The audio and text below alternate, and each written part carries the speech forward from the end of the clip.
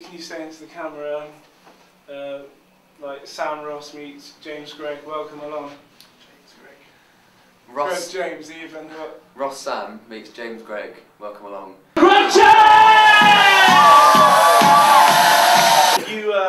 You host. Oh wait till you finish drinking. I can't drink and listen. Alright. No, wait. Okay, go. Okay, you host the Radio 1 early morning breakfast show at 4 AM to 6:30. Yeah. What time do you have to wake up in the morning? I get up at about 3-ish, yeah, and then kind of just doze a bit, but it should be 3, in to work for about 3:15. Are you doing it tomorrow morning? Yes. How does it feel to go from being a student where you usually go to bed at 3 in the morning to having to get up for work at 3 in the morning? It's a difficult transition to make, but it's a worthwhile one to do. But it was strange, but it's just the hours are very weird. Doing early breakfast, they're strange hours. But yeah, it is strange. I used to roll in at that sort of time and maybe put on whoever used to be on, D.A.F.T.G.O.G. Before that, Nimone. She used to be on. I used to listen to her when I was in my first year at uni. So yeah. But how do you sound happy at 4 in the morning? You've just got to put a big coat hanger in your mouth and then smile lots, and you've just got to force it out if you're feeling a bit grumpy, because people listening don't want to hear someone who's really annoyed and grumpy. They don't want to hear that at 4 o'clock in the morning. It's the last thing I want to hear. So you've just got to force it out really. If you're having a day where you think, oh my god, I just want to go to bed, you've just got to power through really.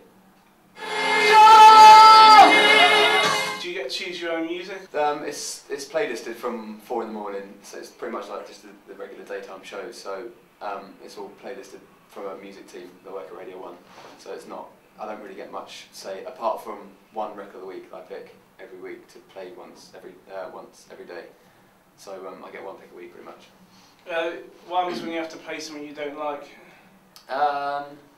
There's generally not that much that I don't really like, to be honest. I like the Radio 1 playlist. That's something a bit of a corporate answer, but I do actually quite enjoy all the songs. But if it's something I really don't like, I might just not say anything about it. If you can't say something nice, then say something at all. So.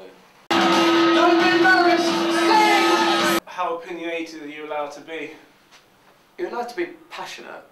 You're not. I think a sort of opinion that's not really just a bit unfounded is a bit stupid.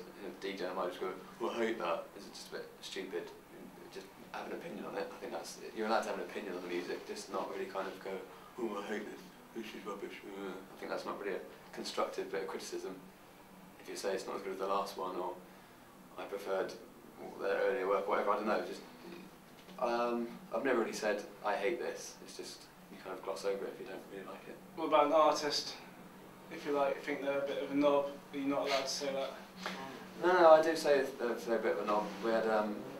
We played a really bad Baby Shambles record, and then we just opened up the phone lines and said, if you want me to not play this, then just tell me, because I think it's awful. There's a few songs better than that. Baby Shambles, who else has been a bit like that? That's all I can think of really, Baby Shambles, D.A.F.T.G.O.G. I think there was a live track from Amy Winehouse at Glastonbury, which is shocking. That was awful. Yes. When you were a student, what do you think was your greatest steal on a night back, like better than a road sign? A big supermarket club card points advertising board. Did it sit in your lounge? Tesco's. That's a club card, so it's going to be Tesco's, isn't it? Oh, yeah. We put it up somewhere. I don't remember where we put it now. That was quite good. What else did I steal? I ran around and knocked over a load of road cones once. What drug? drug? Because they just went. Yeah, that was quite a good one actually. That was very good because it was being filmed. So you act up when it's being filmed. Is it on YouTube somewhere? Like you no, have a that's drama not work? on YouTube. What grade did you get for your drama degree? I got a 2-1 at the end.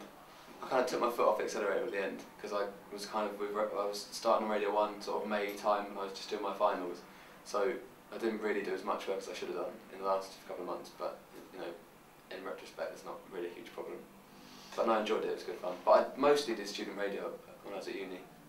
Greg James on the radio, how much is that acting? None of it, really. Obviously you've got to be more, if you're feeling a bit tired, you can't just go on and just be exactly how you want to be. you've got to do a certain amount of performing in all of it, because it's not normal, you know, talking to a microphone.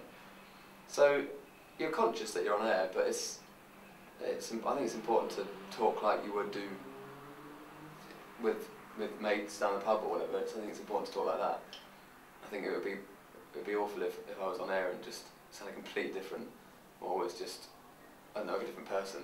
I think that's not good, because I think you get found out actually if you're not the same on air as you are off air. Talking of being the same on air as off air, does Westwood really speak like that in normal life? Like, I'm down with the streak. He really does, yeah. No, he does. He's just, again, it is him, but it's just slightly less manic when he's just talking normal. How easy is it to break into Jo Wiley's house?